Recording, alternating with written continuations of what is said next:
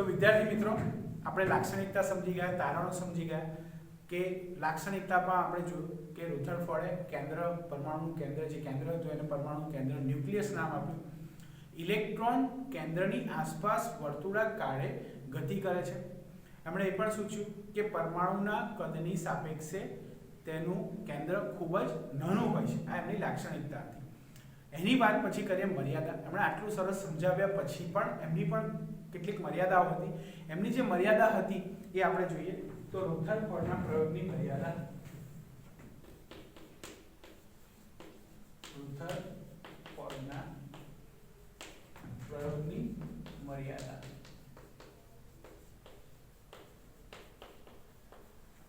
તો વિદ્યાર્થી મિત્રો રુથરફોર્ડના પ્રયોગની મર્યાદા જેમાં આપણે જોઈએ સૌપ્રથમ કે આપણે એવું કહ્યું કે જે કેન્દ્ર હોય છે એની આસપાસ ઇલેક્ટ્રોન વર્તુળાકારે ભ્રમણ કરે છે, એની આસપાસ ઇલેક્ટ્રોન ગતિ કરે છે.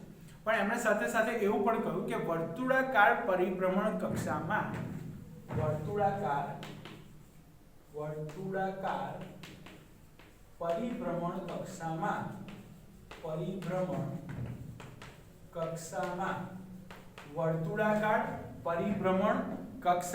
વર્તુળાકાર પરિભ્રમણ કક્ષામાં ઇલેક્ટ્રોનનું ભ્રમણ સ્થાયી હોઈ શકે નહીં. વર્તુળાકાર પરિભ્રમણ કક્ષામાં જે કક્ષા જોઈએ આપણે આ વર્તુળાકાર બરોબર, એમાં જે ઇલેક્ટ્રોન પરિભ્રમણ કરે છે, ઇલેક્ટ્રોન આ રીતે કેન્દ્રની આસપાસ જે પરિભ્રમણ કરે છે આ રીતે એ સ્થાયી હોઈ શકે નહીં એવું એમણે કહ્યું કે પરિભ્રમણ કક્ષામાં ઇલેક્ટ્રોનનું ભ્રમણ સ્થાયી કક્ષામાં ઇલેક્ટ્રોનનું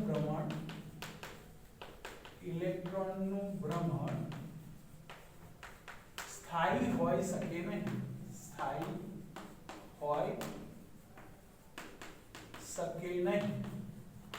સ્થાયી હોઈ શકે નહીં કારણ કે પ્રવેગિત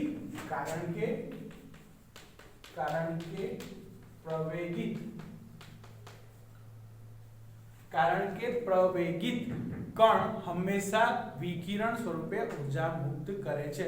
પ્રવેગિત કણ હંમેશા વિકિરણ સ્વરૂપે ઊર્જા મુક્ત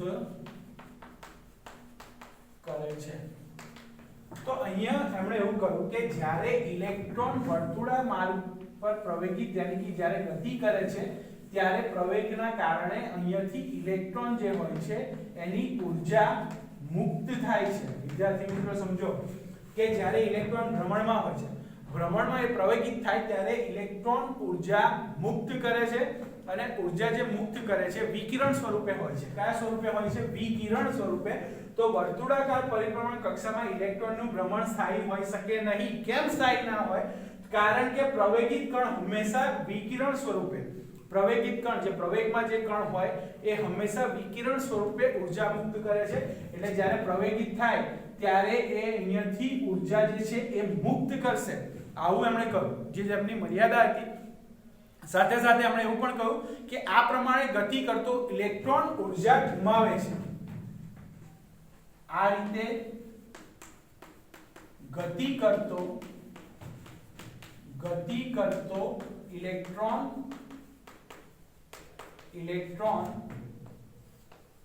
ઊર્જા ગુમાવે છે.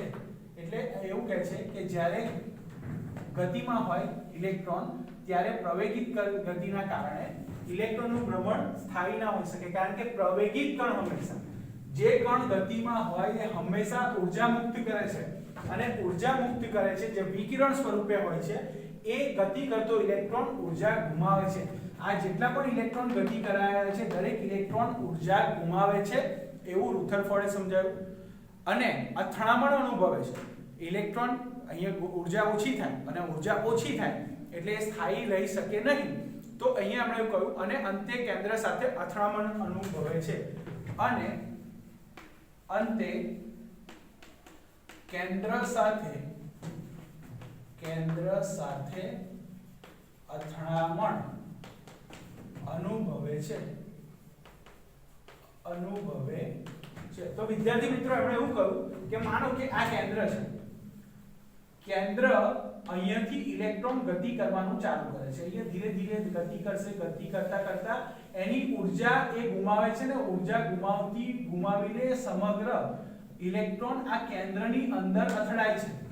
એટલે કે આ ઇલેક્ટ્રોન છે, ઇલેક્ટ્રોનને પ્રવેગિત કરવાનું શરૂ કર્યું વિકિરણ સ્વરૂપે ઊર્જા મુક્ત કરી અને ઇલેક્ટ્રોન ઊર્જા ગુમાવી અને સીધો અહીંયા કેન્દ્ર સાથે અથડામણ અનુભવે છે। આવું કોણે કહ્યું તો કે આવું રુથરફોર્ડે એમની મર્યાદા જે હતી, અહીંયા રુથરફોર્ડે આ સમજાવ્યું જે એમની મર્યાદા હતી કે અહીંયા ઇલેક્ટ્રોન આ રીતે ગતિ કરતો ઊર્જા ગુમાવે છે ને જ્યારે એકદમ ઊર્જા ઓછી થઈ જાય ત્યારે એ કેન્દ્રની અંદર સમાઈ જાય છે, કેન્દ્રની અંદર જતો રહે છે તો અથવા કેન્દ્રમાં દાખલ થઈ જાય છે અને અંતે કેન્દ્ર સાથે અથડામણ અનુભવે છે અથવા કેન્દ્રમાં દાખલ થઈ જાય છે, કેન્દ્રમાં દાખલ થઈ જાય છે।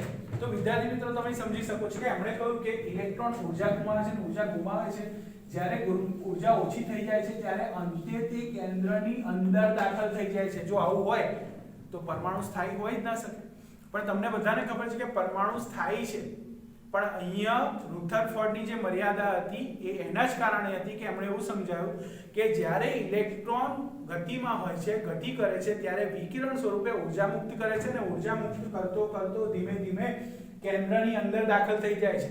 જો કેન્દ્રની અંદર દાખલ થઈ જાય તો એ સ્થાયી હોઈ શકે નહીં અને અંતે અથવા કેન્દ્રમાં દાખલ થઈ જાય છે, કેન્દ્ર સાથે અથડામણ અનુભવે છે અથવા કેન્દ્રમાં દાખલ થઈ જાય છે। આમ થાય તો પરમાણુની સ્થાયી હોઈ શકે નહીં। જો આવું થાય તો પરમાણુ સ્થાયી હોઈ શકે જ નહીં, બરાબર। આ વસ્તુ થાય તો પરમાણુ સ્થાયી છે એવું કહી જ ના શકાય। આમ થાય તો પરમાણુ સ્થાયી હોઈ શકે નહીં, આમ થાય તો પરમાણુ સ્થાયી હોય શકે નહીં। જો આવું થાય તો પરમાણુ સ્થાયી હોઈ શકે નહીં અને દ્રવ્ય સ્વરૂપે અસ્તિત્વ જ ન ધરાવી શકે, અને દ્રવ્ય સ્વરૂપે અસ્તિત્વ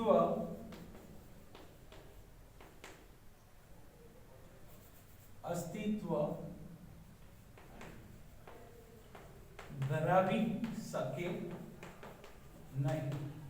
તો વિદ્યાર્થી મિત્રો તમે જોઈ શકો છો કે અહીંયા એમણે એવું કહ્યું કે ઇલેક્ટ્રોન જે છે એ જ્યારે પ્રવેગમાં હોય, જ્યારે ગતિ કરતો હોય તો વિકિરણ સ્વરૂપે ઊર્જા મુક્ત કરે છે અને ઊર્જા મુક્ત કરતો અંતે કેન્દ્રની અંદર દાખલ થઈ જાય। જો આવું થાય તો પરમાણુ સ્થાયી હોઈ શકે નહીં, પરમાણુ સ્થાયી હોઈ શકે નહીં અને દ્રવ્ય સ્વરૂપે અસ્તિત્વ ધરાવી જ ના શકે। જો પરમાણુ અસ્થાયી હોય તો દ્રવ્ય સ્વરૂપે અસ્તિત્વ જ ના ધરાવે। તમે સમજી શકો છો કે રુથરફોર્ડની આ મર્યાદા હતી કેવી રીતે, તો એમણે એવું કહ્યું કે અંતે ઇલેક્ટ્રોન કેન્દ્રની અંદર દાખલ થઈ જાય છે અને આવું થાય તો દ્રવ્ય તો નાશ પામે અને દ્રવ્ય સ્થાયી હોઈ શકે નહીં, તો દ્રવ્ય સ્વરૂપે અસ્તિત્વ જ ના ધરાવી શકે। એટલા માટે આ રુથરફોર્ડના પ્રયોગની મર્યાદા હતી। તેમણે અંતે એવું સૂચવ્યું કે જ્યારે ઇલેક્ટ્રોન કોઈ નિશ્ચિત કક્ષામાં પરિભ્રમણ કરે છે ત્યારે ઊર્જા મુક્ત કરે છે અને ઊર્જા મુક્ત કરતો અંતે તે કેન્દ્રની અંદર દાખલ થઈ જાય છે, કેન્દ્ર સાથે અથડામણ અનુભવે છે તો દ્રવ્યનું જે દ્રવ્ય છે અસ્તિત્વ જ ના પામી શકે। તો આ તેમની મર્યાદા હતી અને એમની મર્યાદા જે હતી એની આગળ ફરીથી બીજા પ્રયોગો થયા અને આગળ પછી બીજી રીતે સમજાવવામાં આવ્યું। તો રુથરફોર્ડની મર્યાદા તમે સમજી અને બહુ સરસ રીતે નોટબુકમાં લખેલો વિદ્યાર્થી મિત્રો કે વર્તુળાકાર પરિભ્રમણ કક્ષામાં ઇલેક્ટ્રોનનું ભ્રમણ સ્થાયી હોઈ શકે નહીં। જો સ્થાયી ના હોય તો કેન્દ્રમાં દાખલ થઈ જશે અને કેન્દ્રમાં દાખલ થઈ જશે તો દ્રવ્ય સ્વરૂપે અસ્તિત્વ પામી જ ના શકે। પરંતુ તમને બધાને ખબર છે કે પરમાણુ સ્થાયી છે અને પરમાણુ સ્થાયી હોવાને લીધે જ એ બીજા સાથે બંધ બનાવી શકે છે। વિદ્યાર્થી મિત્રો અહીંયા તો રુથરફોર્ડે એવું કહી દીધું કે પ્રવેગિત જે હોય છે, ગતિ કરતો હોય છે જેના કારણે ઊર્જા મુક્ત કરે છે અને ઊર્જા મુક્ત કરતા અંતે તે પરમાણુના કેન્દ્રની અંદર દાખલ થઈ જાય છે। આ રીતે ગતિ કરતો ઇલેક્ટ્રોન ઊર્જા ગુમાવે છે અને અંતે કેન્દ્ર સાથે અથડામણ અનુભવે છે અથવા કેન્દ્રમાં દાખલ થઈ જાય છે। કેન્દ્રમાં દાખલ થઈ જાય તો દ્રવ્ય સ્વરૂપે એનું અસ્તિત્વ જ ના રહે। તો આમ થાય તો પરમાણુ સ્થાયી હોઈ શકે નહીં અને દ્રવ્ય સ્વરૂપે અસ્તિત્વ ધરાવી શકે નહીં. તો વિદ્યાર્થી મિત્રો એમની મર્યાદા અને મર્યાદા આપણે બહુ સરસ રીતે સમજી તૈયાર કરી અને લખી લેવાની છે. આપણે પ્રયોગ જોયો, પ્રયોગ બાદ આપણે એમના તારણો જોયા, તારણો બાદ એમની મર્યાદા અવલોકનો પણ જોયા કે એમણે સમજાવ્યું કે કેન્દ્રમાં ન્યુક્લિયસ છે જે ધનવિદ્ભારિત છે, આલ્ફા કણો પણ ધનવિદ્ભારિત હતા, બંને વચ્ચે અપાકર્ષણને કારણે પાછા ફેંકાતા હતા 180 અંશના ખૂણે. સમગ્ર દળ પરમાણુનું સમગ્ર જે વિસ્તાર જે છે ખાલી છે, સમગ્ર દળ એના કેન્દ્ર પર આધાર રાખે છે. તો વિદ્યાર્થી મિત્રો બહુ સરસ રીતે રુથરફોર્ડના પ્રયોગને સમજી એના તારણો અવલોકનો મર્યાદા સમજી અને તમારી નોટબુકમાં કમ્પ્લીટ કરી દો. ઓકે વિદ્યાર્થી મિત્રો, ગુડ બાય, ગુડ લક.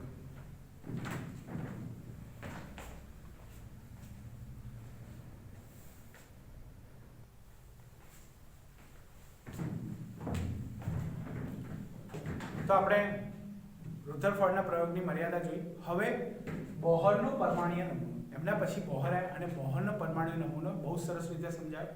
તો કે પરમાણુમાં ઇલેક્ટ્રોનની સ્વતંત્ર કક્ષાઓ તરીકે ઓળખાતી અમુક ચોક્કસ કક્ષાઓને માન્ય કક્ષા તરીકે ગણવામાં આવે છે, આવું બોહરે સૂચવ્યું. તો કે પરમાણુમાં ઇલેક્ટ્રોનની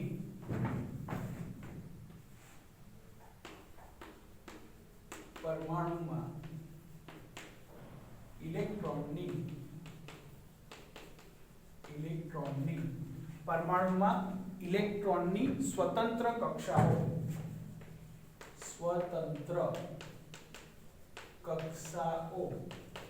તો કે પરમાણુમાં ઇલેક્ટ્રોનની સ્વતંત્ર કક્ષાઓ તરીકે ઓળખાતી અમુક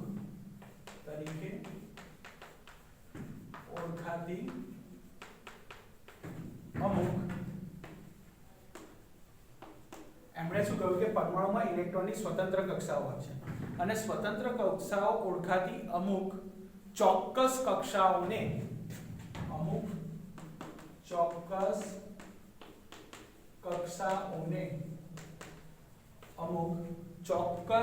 કક્ષાઓને માન્ય કક્ષા તરીકે ગણવામાં આવે છે.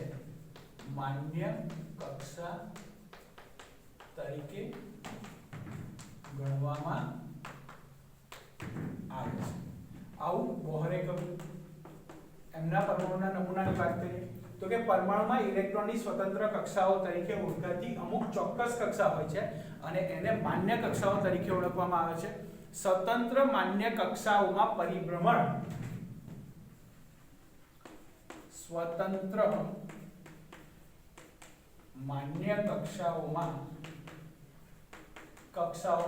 જે આપણે માન્ય કક્ષા જેને ગણીએ છીએ એ સ્વતંત્ર માન્ય કક્ષાઓમાં પરિભ્રમણ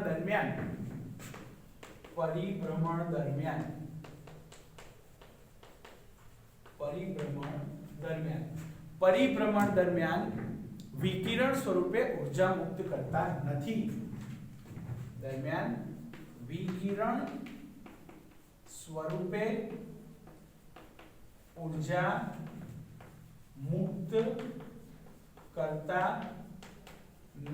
વિદ્યાર્થી મિત્રો, આગળ રુથરફોર્ડે એવું સમજાવ્યું કે વિકિરણ સ્વરૂપે ઊર્જા મુક્ત થાય છે, પણ સ્વતંત્ર માન્ય કક્ષાઓમાં પરિભ્રમણ દરમિયાન વિકિરણ સ્વરૂપે ઇલેક્ટ્રોન ઊર્જા મુક્ત કરતા નથી, આવું બોહરે અમને પરમાણ્વીય નમૂનામાં સમજાવ્યું. આ કક્ષાઓ કે એલ એમ એન અક્ષરો દ્વારા આ કક્ષાઓ કે એલ એમ એન અને અથવા અક્ષરો દ્વારા અથવા નંબર એટલે કે આપણે 1 2 3 4 અથવા n બરાબર 1 2 3 4 1 2 3 4 સંખ્યાઓ વડે દર્શાવવામાં આવે છે.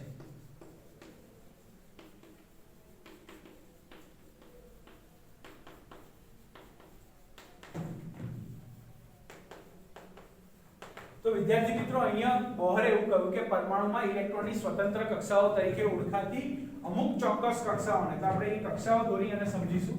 તો માનો કે આ પ્રથમ કક્ષા છે,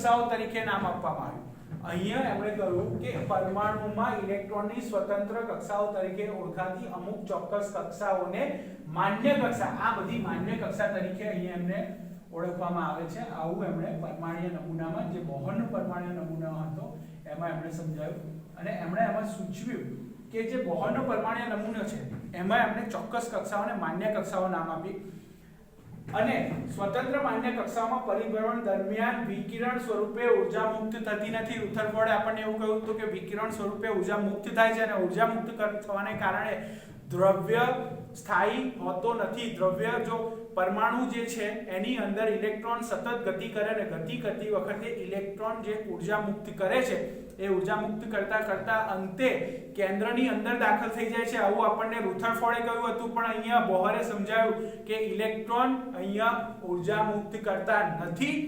આ કક્ષાઓ K L M N, તો આપણે કક્ષાની વાત કરીએ તો અહીંયા K જે પહેલી કક્ષા છે આ થયું આપણું કેન્દ્ર, આ રહ્યું આપણું કેન્દ્ર, આ છે કેન્દ્ર, આનું નામ આપીશ કેન્દ્ર, કેન્દ્ર અને આ જે છે એ છે કક્ષા, આ થઈ આપણી કક્ષા। આપણે સૌપ્રથમ એને અક્ષરોથી નામ આપીએ તો આ થઈ K। અહીંયા કક્ષા, પ્રથમ કક્ષાને આપણે અહીંયા નામ આપીશું કોષ અથવા કોષ પણ કહી શકાય, K સેલ, સેલ ઇંગ્લિશમાં K કોષ, બરોબર, અને આને કહેવાય n=1 K કોષ। એ રીતે L M N, એવી રીતે હું બીજી વાત કરું તો અહીંયા આગળથી આ વાત કરું તો K પછી આ L કોષ, આને આપણે કહીશું n=2, એવી રીતે L પછી અહીંયા KLM M કોષ n=3 અને એના પછી હું વાત કરું અહીંયા જે છેલ્લી કક્ષા છે એ છેલ્લી કક્ષાની વાત કરું તો એ થશે આપણો L કોષ અને એ થશે n=4। તો સ્વતંત્ર માન્ય કક્ષા, તો તમે વિદ્યાર્થી મિત્રો જોઈ શકો છો અહીંયા જુઓ L=1, આ પહેલી કક્ષા, એનો પહેલો કોષ કહેવાય L, K, એના પછી આ બીજી કક્ષા, આ જે છે સ્વતંત્ર માન્ય કક્ષા તરીકે આપણે નામ આપવામાં આવ્યું L કોષ n=2, K કોષ n=1, L કોષ n=2, M કોષ n=3 અને L કોષ n=4। અને જે આ વચમાં તમને જે દેખાય છે એ છે આપણું કેન્દ્ર, જેને આપણે ન્યુક્લિયસ કહીએ છીએ, કેન્દ્ર કહે છે ને કેન્દ્રની આજુબાજુ આ રીતે કક્ષાઓ ગોઠવાયેલી હોય છે, કક્ષાઓની અંદર ઇલેક્ટ્રોન રહેલા હોય છે। તો સૌપ્રથમ અહીં સમજીએ, સ્વતંત્ર માન્ય કક્ષાઓમાં પરિભ્રમણ દરમિયાન વિકિરણ સ્વરૂપે ઊર્જા મુક્ત કરતા નથી।